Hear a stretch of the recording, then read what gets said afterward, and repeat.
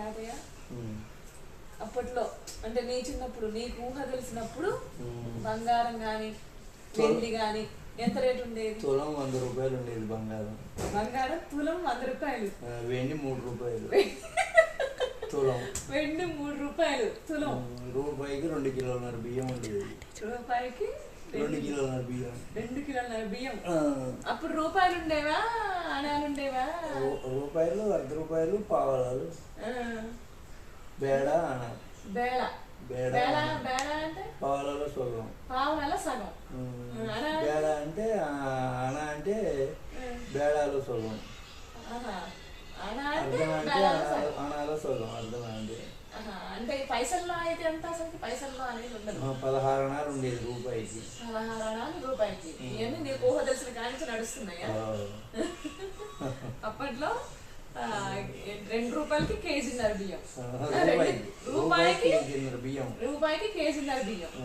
3 కేజీలు ఇయ్యరాదయ్యా అనేది వాళ్ళు. అప్పట్లో డబ్బులు రొటేషన్ చేసుకునే వాళ్ళ లేకపోతే వస్తువు నుంచి వస్తువు అప్పట్లో అనేవాళ్ళుగా? వస్తువు మార్పిడే. వస్తువు మార్పిడే. అప్పుడు డబ్బు తక్కువ. నీకేది కావాలంటే నీకేది అవసరమో వాళ్ళకి ఏదో అవసరమో మనం ఇచ్చుకోవాలి, మనకి ఏదో అవసరమో మనం తెచ్చుకోవాలి. అంతేనా? అంతే. ఏమైనా సరుకులు కావాలనుకో మన కొట్టుకాడికి జొన్నలు తీసుకొచ్చేది, పేసలు తీసుకొచ్చేది, లేకపోతే బొబ్బర్లు తీసుకొచ్చేది, లేకపోతే మినుములు తెచ్చేది. ఎవరో డబ్బులు తెచ్చేది, తక్కువ డబ్బులు. మరి నువ్వు వాళ్ళకేం కావాలంటే అది ఇచ్చేదాన్ని. అంతే. మిరపకాయలు కావాలని మిరపకాయలు, నూనె కావాలని నూనె, చింతపండు కావాలని చింతపండు, బెల్లం కావాలని బెల్లం. అంతే. మనకు కావాల్సినవి తీసుకొని కావాల్సిందనేం కాదు, వాళ్ళు తెచ్చినవి తీసుకొని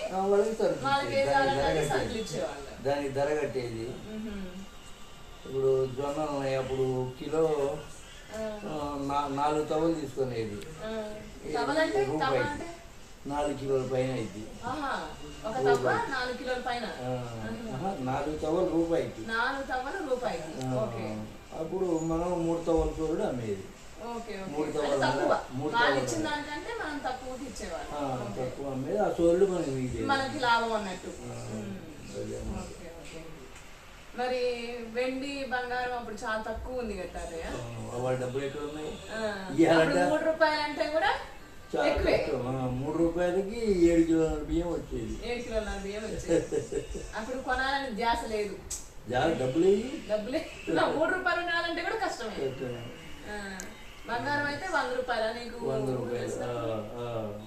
మరి ఫ్లాట్స్ అంటే చాలా తక్కువ ఉండేది. డబ్బులు లేక రకం కట్టలేక భూమి వదిలిపెట్టేది. అట్లా జరిగేది అప్పుడు.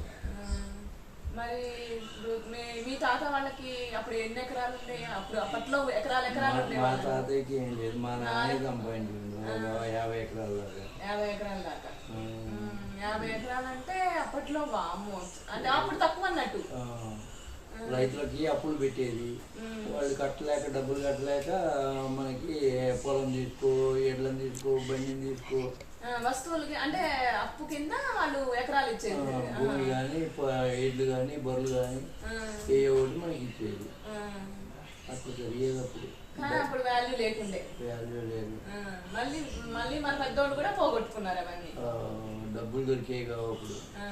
నాకు చిన్నప్పుడు అవాయి చెప్పులు వచ్చినాయి. అవాయి చెప్పులు వాళ్ళు పెట్టమని 3 నెలలు ఏడిచిన. 3 నెలలు ఏడిస్తే 3 రూపాయలు ఇచ్చారు కొనుక్కుంటుంది. 3 నెలలు ఏడిస్తే 3 రూపాయలు. కుస్మిత విను, 3 నెలలు ఏడిస్తే 3 రూపాయలు తీసుకొని బయలుదేరేటప్పుడు ఏమన్నారు, ఎదిగే కాలు కొద్దిగా పెద్దవి తీసుకోవాలన్నారు. ఎదిగే కాలు కొంచెం పెద్దవి తీసుకోవాలి అంటే ఎక్కువ రావడం కోసం. నేను బెత్తుడు ఎక్కువ తీసుకున్నాను.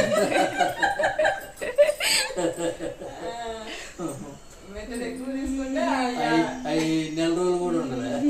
కాయలకు ముందే చెప్పు.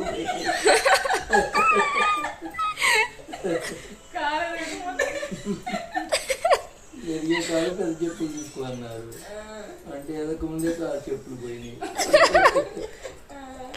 అప్పుడు సైకిల్ కొని పెట్టమని ఏడ్చారు. 1-2 నెలలు ఏడిచారు. పావలా ఇచ్చామా రేపా మొన్నకి, పోయేటప్పుడు పావలా, వచ్చేటప్పుడు పావలా వాడికి ఇచ్చేది. ఆయన సైకిల్ మీద నన్ను తీసుకోవాలా తీసుకురా ట్రాన్స్పోర్టేషన్ రాఘాపురం నుంచి సుజాత నగర్.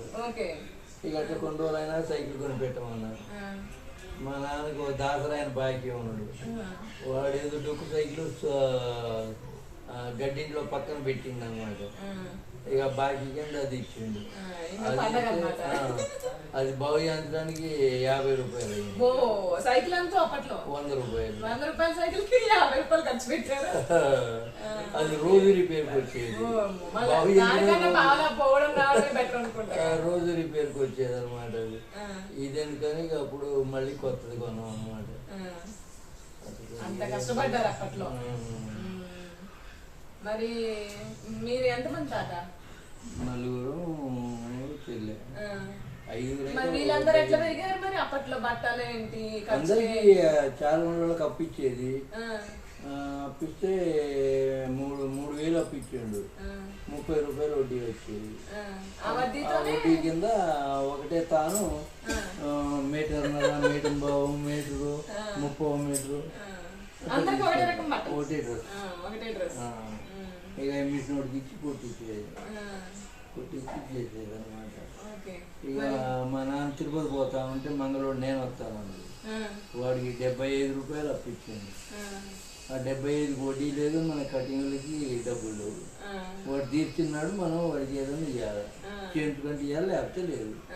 అట్లా జరిగిపోయేది అనమాట.